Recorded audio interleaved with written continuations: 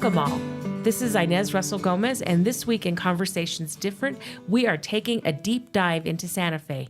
Victor Romero, also known as the Santa Fe VIP, is here to tell us how to get the most out of the town we all love.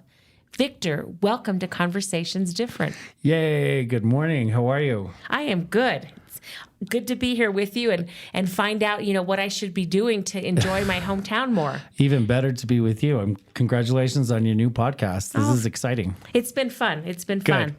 fun. So what does it mean to be the Santa Fe VIP? Well, we started this about 12 years ago. I was Santa Fe's first social media influencer. Facebook had just come out, so we wanted to figure out how to start helping local businesses get their names out. Because as we all know, marketing in this town is brutal. That's right. That's why you need the Red Zia company. That's it. Well, I'm not promoting anybody, but yeah, go for it. You need the VIP services, but That's yeah, right. let's go. No, that's our New Mexican one that we that's just great. started. I'm But no, being anyhow, silly. so that's how it started. It started off as social media, and I just found my own little niche. Even though we have the Santa Fe Reporter or the Pasatiempo, which I love to read, but being more based in tourism with guests coming in, not everybody knows what papers to look for, and there's not a local paper everywhere. So with the website, it was easy for me to go to some of these hotels. They can start referring to people, and we picked up our niche on focusing on nightlife and just all things fun, because I always got tired of guests coming to my hotels or where I worked and just tell me this town is so quiet and boring. I'm like, well, actually it's not. It's just unlike any other town. We're in a city of mud. Mud holds sound in very So you don't close. hear all the fun everybody's having. Unless Nick at Evangelos has his windows open, then you don't know that there's a nightlife. That's right. in Every Santa Tuesday Fe. there's a big jam.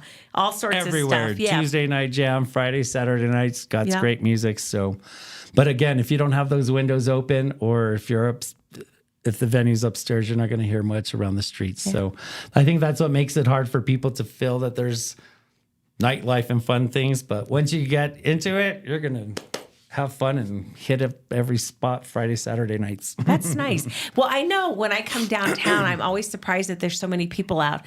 Because, Right. I go home and not just watch TV, but I exercise or read or do something, walk the dogs, Right. and I'm not having a good time every Friday or Saturday.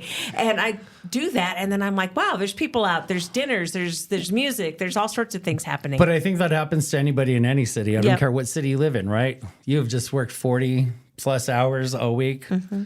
You're toasted. So that's why most of us come home Friday, Saturday nights and never come back out. Usually Saturday is when I see most of the locals out. Yeah. By noon, once chores are done, it's time for enchiladas and a margarita. That's right. That's right. And a nice Uber drive to take you home safely. It. Perfect. That's it. So you started out social media, kind of an influencer, letting people know what was going on. And a little website. Website, but you've expanded now. So we've expanded. Again, my history is in hotel management. So I was the youngest concierge at La Posada. And on those quiet days, I started giving tourists a tour of the house and started talking about our famous ghost, Julia. And so... Poor Mrs. Staub. Yeah, so from that, and also growing up poor, you're raised with stories. So storytelling became a huge part of my DNA there. Grandpa told me some amazing, crazy stories. And Mora was a place that had witches. That was a good spot. Yeah, that's one of the things, the fireballs and the owls. Anybody from there knows those stories. And I don't know when the last time you were up in Mora, speaking of Mora, but in front of the Allsups now by the river, I don't know if you noticed, they put in a new state. What are those signs built out of wood to mark historic spots of the state? They have a whole dedication to the folk killers. Oh, right. The curanderos. The curanderas. Yep. So my grandmother, my aunts were all curanderas. So it's funny when I give a tour, especially in the summer, especially if I have a glass of iced tea, they'll see me picking mints or different little herbs. And they're like, what are you doing? I'm like, oh, well, this is this. And if you put it with I need some hierbabuena. that's it. You can help heal yourself while you're having a good afternoon glass of tea. Yep. I'm the only New Mexico person I decided that killed all her mint. Oh, you're funny. And I finally bought it, and I finally just planted it in a box, and it came back finally. Girl, that grows naturally. Yes, I know. At our house in Las Vegas, it was everywhere. Everywhere, right? every time I planted it in Santa Fe, it died. And finally, I've got some that comes back. Yeah. It's been like my grandma's laughing at me. I know it. She's just like sitting Right. up there going, I can't believe you're my granddaughter. Muchacha. Yeah. But then anyhow, I started giving tours of the house, and that's how I started getting into storytelling. And then after high school, college, I took off, went to Los Angeles, opened the Hard Rock Hotel in Las Vegas, and worked at the I have been MGM there. Grand. Yeah. Too bad they closed it, but yeah, great Yep. spot. It was fun. And then I came home, and Dad got sick, and I was tired of Vegas. I moved home. They tried to get me back at the LAPO, and I was taking care of VIP services for MGM Grand, so there was not enough commas and zeros to add to the end of my check to move me back. But it came up pretty good, so I decided to move back, and I ended up working with Hotel Santa Fe, and they put together that new luxury, at the time was new, the hacienda in the back, this high-end 35-suite motel or hotel with remote control fireplaces. But what made that a cool project is they're the only Native American full-service hotel and restaurant that is Native American owned, not on Native American land. Right. So Pickeries. we got a lot of press from that, and our first guest was Queen Nora of Jordan. So I have served royalty, I've served rock stars, movie stars, but my favorite are our local Santa Fe stars when I get them on my tours. So when you do the tours, so you're not just doing a hotel now, you're taking people around town. There's a historic tour, and then there's also a ghost tour. Exactly. So again, started with the hotels, and then we used to drive a shuttle, and on those quiet nights, I'd give a tour just in the bus, and it made me extra money. And then after, especially right before the pandemic, I had started the tours, pandemic hit, but right after, when we were slowly starting to come out, there was a ton of people walking around aimless. Right. So I went to the hotels, told them I could stay 6 feet apart, and we just started picking up the tour again. And so Monday through Saturday, 9 a.m. to 12, I do the history tour. It's about a 3-hour tour, but it's a lot of cool, fun, crazy stories of different characters, architecture, everything in between. And then shortly after that, my friend Natalie Bovis, who started the New Mexico Cocktails and Culture, she started a company called OM. It's high-end, very organic liqueurs. Okay. And so when she started doing the New Mexico Cocktails and Culture, do you remember that up here at the Jury Inn?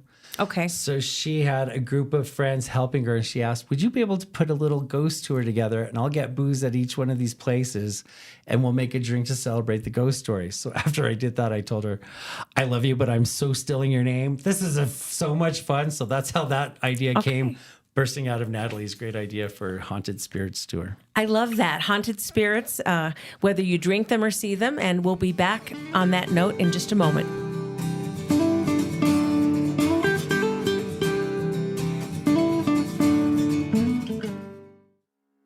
Thanks, Inez. This is Patrick Dorsey, publisher of the Santa Fe New Mexican. We hope you're enjoying this episode of Conversations Different with Inez Russell Gomez. Great local content is only possible with a talented staff dedicated to bringing you the best local content possible. For that staff to do its work, we need your support by subscribing to the Santa Fe New Mexican. If you're already a subscriber, thank you. And if not, there's never been a better time to subscribe. In addition to our home-delivered newspaper that comes with full digital access, we also provide digital-only subscriptions for SantaFeNewMexican.com. We'll also be releasing more online-only audio and video programming moving forward. The Santa Fe New Mexican has been here for nearly 175 years, and we want to continue being your source for local news and information. Visit us at SantaFeNewMexican.com/subscribe or call us at 505-986-3010. Thank you. It's a new day in New Mexico, and the doors to boundless opportunity are open as tens of thousands of New Mexicans reach higher to pursue a dream, broaden their horizons, and retrain for a better job. With the New Mexico Lottery and Opportunity Scholarships, you could build yourself a better future anywhere in the state. You put in the hard work, we'll help with the costs. For eligibility details, visit reachhighernm.com.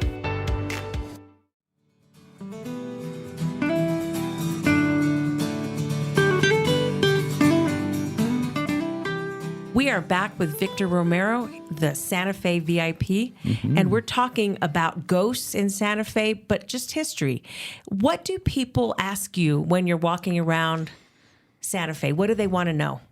Oh, well, of course, they want to know everything, mainly architecture. Why is everything brown? Why do you? Well, besides that, that's not so much. But I think the one I laugh at the most is these peppers. Is this for warding off evil eye? And I'm always asking, what's that? No, it's the blue windows that ward off the evil. Oh, there you go. Right. So I make a joke and ask him what that is, and I'm like, no, honey, has nothing to do with ghost. Look at me and my people. We're short, brown, round, and low to the ground. We didn't used to be brown because we didn't ever have enough food. And so basically it's all about food. Yeah. Again, how the natives taught the Spanish to dry out that green chili pepper. And you can now have chili all winter and all spring. Yeah, you can decorate with it and eat it at the same time. And now we get the best of both worlds. So Yeah. Ristras are now pretty much just for decor. But I still like to string up my chili, dry it, and grind it down. You still do that? No, I'm lazy. I get frozen bueno. Oh, no. And you add a little tiny touch of extra powder and you cannot tell the difference. I promise you. Oh, Santa Fe, we're about to get into a fight. I know. My mother had a restaurant when I was a little girl and she cooked everything from scratch, pods, everything. Right. My grandma sold tortillas at the Columbia supermarket in Las Vegas. Nice. And I grew up with great cooks. But my mother, when she got older, said, there are shortcuts and I will teach you them. And she could make chili frozen and chili with pods, and you would Didn't be know the hard difference, pressed right? to tell the difference. I love that. That's great. That's but good. no, the right way is to take them. Right off of the Yep. Ristra, because you notice, and I Yep. can tell, and I'm not plugging anybody, but one of our favorite breakfast spots, Miss Tia Sophia's, you could tell she's using the sun-dried because it's velvety, looks And like there's layers. chocolate, and it's bright orange, not deep red. It's got Yep. a beautiful orangey color. No, All right. I do love Tia Sophia's. So that's the I main love question. the pantry, the Buenos Dias. Right. I mean, that's the only place I know the name of my breakfast. You're funny. Yeah, but, it's good. So you take them around. They ask you questions. So we go for a walk and we talk about interesting characters. If it's not Doña Tules, we talk about Nick's dad, Evangelo Colonis, and his awesome story. He's a stamp. He's a stamp. He was a World War II hero without Yep. becoming an American citizen. Yep. So then we go after that. After characters, we move into architecture, and then we hit up what everybody else wants to see are the churches. Yes. So, of course, the Loretto Chapel. Not that it's a ghost story, but that is a heck of a crazy story. And I believe it was St. Joseph. I will believe that till I I agree die. with you, Yep. and so do the rest of us that grew up here or have family ties that long. We all believe that for sure. Yeah. But I guess they found that it might have been, they might have located the actual supposed carpenter. So if it wasn't actually St. Joseph on the earth, I believe he worked through the human. That's how it works. I believe it too. And the whole point of this, for those of you who don't know the story, is there is a staircase in the Loretto Chapel that doesn't have supports in a usual way of a spiral staircase. And it is incredibly beautiful if you It haven't makes seen two it. complete 360-degree turns, making two complete circles stand on top of each other without a center beam for support, which any builder, architect, or physicist will tell you is impossible. Yep. It's a miracle. It's a miracle, Yeah. sure. So you go there, you go to San Miguel Mission. We pass by them. We don't go into the San Miguel. Sometimes they're not open till 12. Everybody's still looking for employees, that sort of thing. And the cathedral doesn't like us in there. They have their own docents, so that's okay. But my job is to really just showcase and show you the city. Right. Your job as a tourist to come back and explore and see all the cool stuff 'Cause, that like, I'm if you want to see Our bringing Lady, you you'll around go to. back. Yeah, Absolutely. exactly. That makes sense. Absolutely. So your website says, it's off the beaten path. There are things that are off the beaten path. What is off the beaten path that I haven't seen that I should go look at? Well, I don't know if it's necessarily the path per se as much as some of the stories. So on the Haunted Spirits Tour, not everything is really focused on Santa Fe so much as the entire state, because as we all know, this state attracts not only visitors from around the country and around the world, but from the solar system. I was going to say, we have aliens. There is a whole slew of crazy stuff happening here. And right. as you all know, they've had human remains here for 2 million years. So there's always been religion, education, healthcare, different prayers, different deities, everything happening here. So I think that's one of the main reasons people, when they show up, always say, I have this real strong connection to Santa Fe spiritually. I'm like, you should. A bunch of weird stuff has happened here, at least for a solid 400 years, and who knows how long before that. The joke in Taos was that if the mountain likes you, you stay, and if not, it spits you out. And I don't know if we have an equivalent in Santa Fe, but that attraction can wear thin once you get here and drive down Cerritos Road and hit a pothole. I don't know if it's a mountain here, but pretty much the people like you, they're going to bring you in. If they don't, you see a lot of people exit real quick. Yeah. Well, it's one of the things that always strikes me is this is a place where people come to reinvent themselves, whether it was the Spanish seeking whatever freedoms, the Americans coming to get money and then to stay, et cetera. And then you have the artists, everybody comes, and now they've discovered Santa Fe. It's a new place. And the rest of us, we're still here, same old, same old. But a lot of people get here and they really aren't comfortable. And some of them stay, which has made it, I think, increasingly a little strange the last few years. Absolutely. Well, and don't forget, I think a lot of people have a hard time too because they are coming from that lower elevation. And so when they get up here, again, they'll call me, I'm a great walker. I walk 6 miles a day. I'm like, okay, but 7,200 feet above sea level is going to speak to your body in a whole nother language. Well, that's one of the questions I had is how do you walk for 3 hours with people who aren't used to altitude? Well, what's funny is that there's a lot of stops and the entire route is only 1.3 miles. Oh, wow. You must have a lot of stories. So it's a ton of stories. So my voice is what takes the hit on most of it. You can already hear it scratchy. Yep. I just finished a tour, so I apologize to the people listening to this. My voice is a little shot, but it's full of stories. So again, I'm a storyteller, and plus I'm a show off. We have so many weird, cool things happening in this town. I'm very proud to show it off to you and be a little smirky when I do that, but that's okay. I get to. And you walk around town, so you probably see things that need fixing. What is your advice for city leaders? Like, what would you do to be better? As a city leader, they should really get out into their community instead of going home and going to City Hall in just a few moments. Good leaders are out there. They're out there engaging with themselves. They want to come to not just to do radio and get press for themselves, but it's nice to see them when they show up to basketball games. If it's your district, you should be supporting those kids. If someone from your district is hosting an event, even if it's not your thing, it's nice to see them even for a minute and know, wow, the mayor showed up or my city council members showed up. It makes you feel part of the community because when I don't see leaders like that, I get very wary of them because I'm always assuming they're doing shenanigans that they shouldn't be. And usually they're doing shenanigans they shouldn't be doing. Oh, that's a funny place to stop. We'll be back with our closing segment in a moment.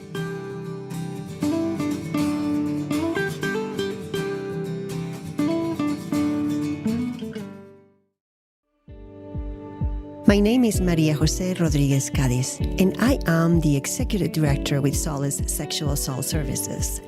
Our mission is to prevent sexual violence and empower survivors of sexual violence through restoring dignity, strength, and resiliency.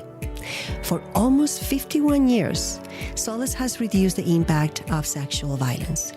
We do it by focusing on human rights, social justice, hope, and dignity. We believe survivors are experts in their own experiences and acknowledge that empowering them is crucial to their healing. Our advocacy, forensic interviewing, and therapy services are centered to their needs. Our sexual violence prevention programs in schools and community is just as important. Please check our website at findsolace.org. And if in need, you can call our 24/7 hotline, which is 800-721-7273. Your support is crucial to the lives of survivors. Thank you. Gracias.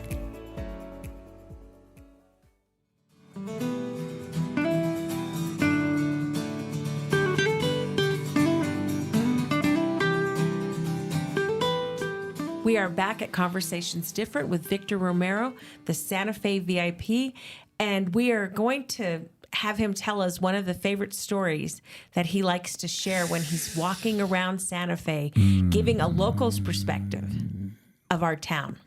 Okay.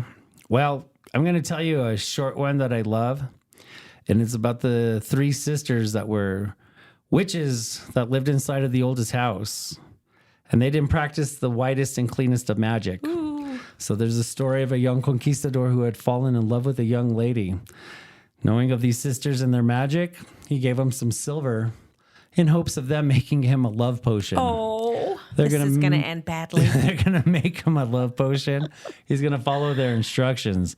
But as he had followed their instructions, that young lady not only did not fall in love with the young man, she's going to fall in love with another man who's going to marry her and move her out of Santa Fe. Oh. The boy is devastated. He's going to go back to the oldest house, demanding the silver back. Now, I assume all of you have been to the oldest house, and you know how there's two doorways right next to each other. He's like, if you're facing it, he's trying to get in through the front door. He's knocking, they open it. He's going to try pushing his way in to go get his silver. Two sisters are going to be holding the door, keeping him out. The famous story is the third sister is going to grab a sword, open that second door, and before he could think and see as she comes out of that second door, she's going to swing that sword and chop off his head.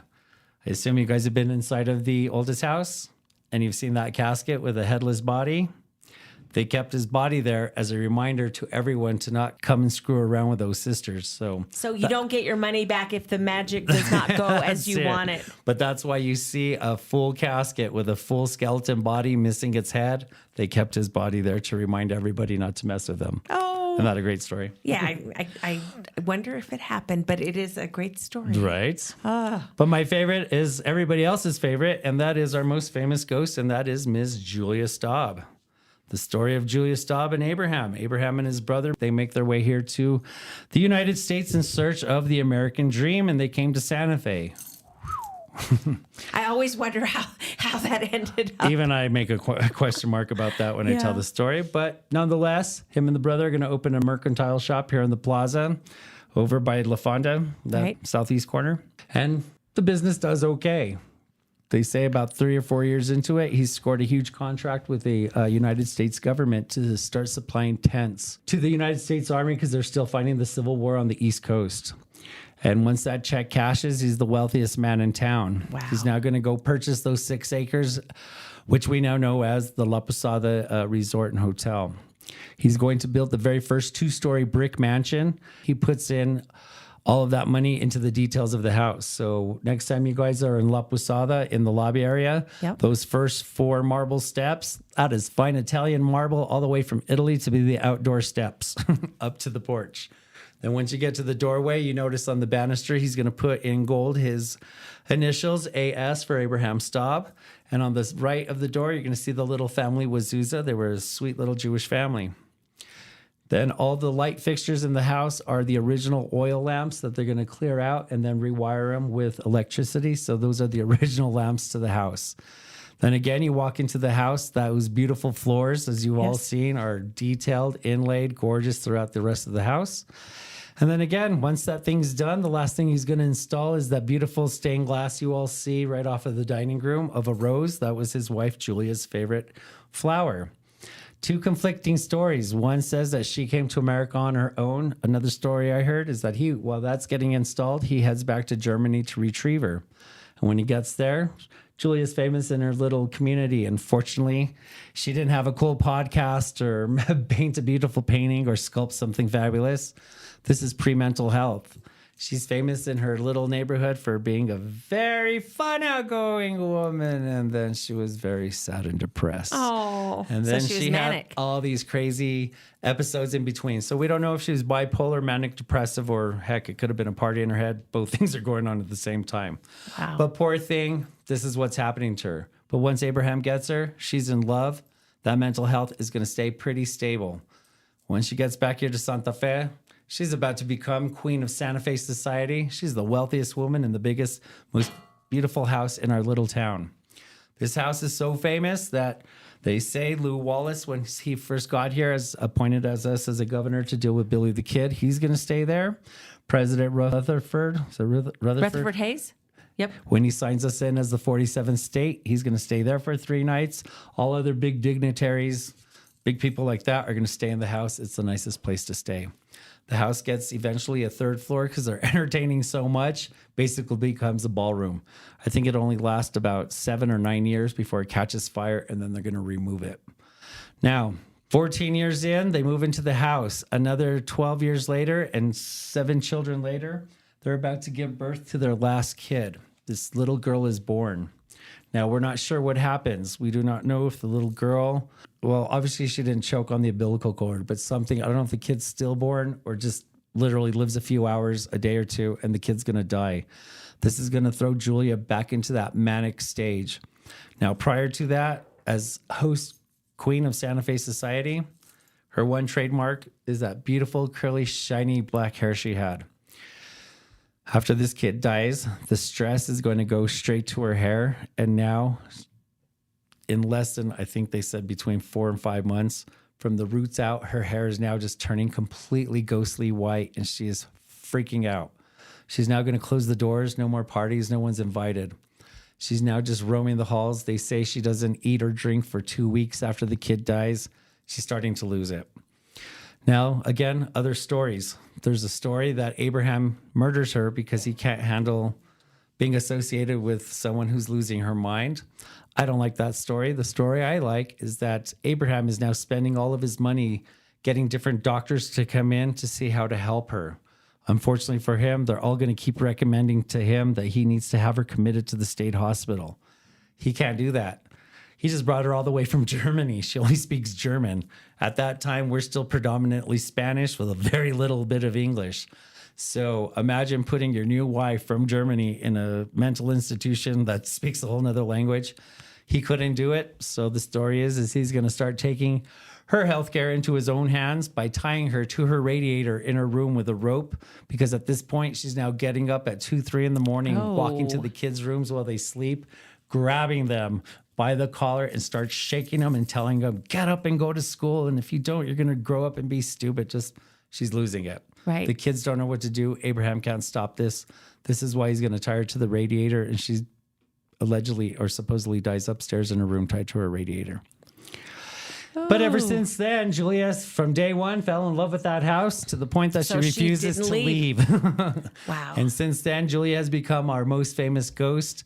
And everybody, Ghostbusters, especially after cable starts and all those Mythbusters and stuff show up, lots of those guys tend to get a lot of weird seismic readings. Now, Julia's not really a evil spirit in the sense. I think she's just more of a little prankster because working there through high school, sometimes even I have a sixth sense of humor and I picked the wrong choice of words. So one day I walked up to the living room. Back then, before the mirror over the fireplace, they had a portrait of Julia that they had painted of her. So I'm sitting there looking at the portrait and I literally am like, what the heck, Julia?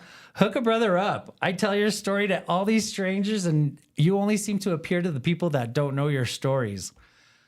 Hook a brother up. Poor choice of words. That next morning, as I'm at the front desk, like every other hotel, there's a big basket of apples.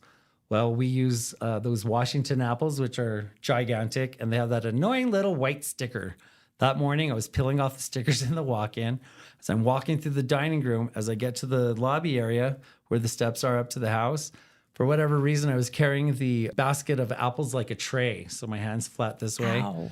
Not too bad, but once I got into that foyer, something cold literally comes and brushes my chin, and I look up.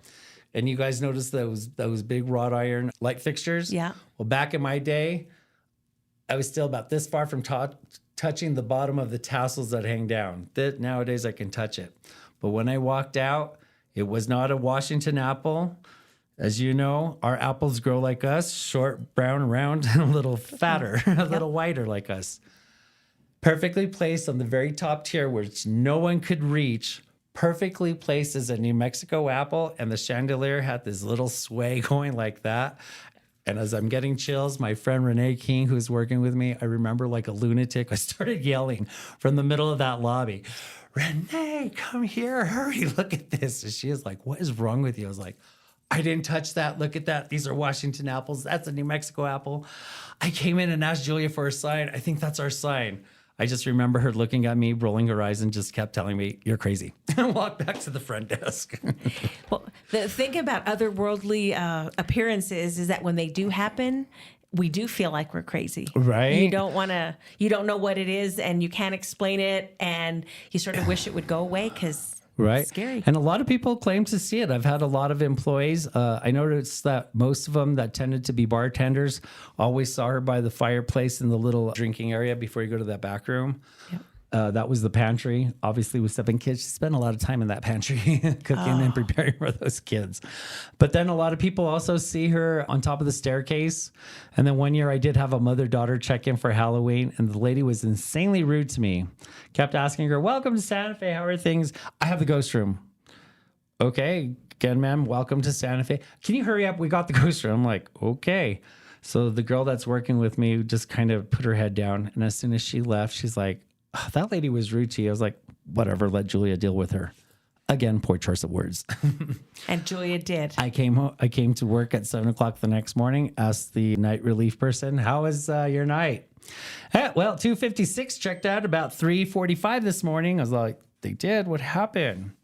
The mother-daughter that I checked in that were so rude to me got up to use the restroom. Well, back then, as you know, decor was lace for window dressings. Yes. And you can kind of see through lace. On that night, it was a full moon for Halloween. When she got back from the bathroom, laid down, and instead of closing her eyes, she looked out the windows and she could see a figure of a woman. So when she got up, walked to the window to see if there was a woman there. When she moved the curtain, the apparition disappeared as she moved the curtain. Freaked her out to the point that she woke up the daughter, and by 3:53, she checked out. Wow, I wonder where she went. And on that note, we will say goodbye. And Victor, we have to go walking sometime. Please, please, please, all of you, you and your crew, please come on a tour. We could do something fun with you guys. Maybe we'll do a live feed. I love it. I love it. Awesome. Thank you. This is Conversations Different from the Santa Fe New Mexican. New every Tuesday. Find us at santafenewmexican.com or wherever you listen to your podcast.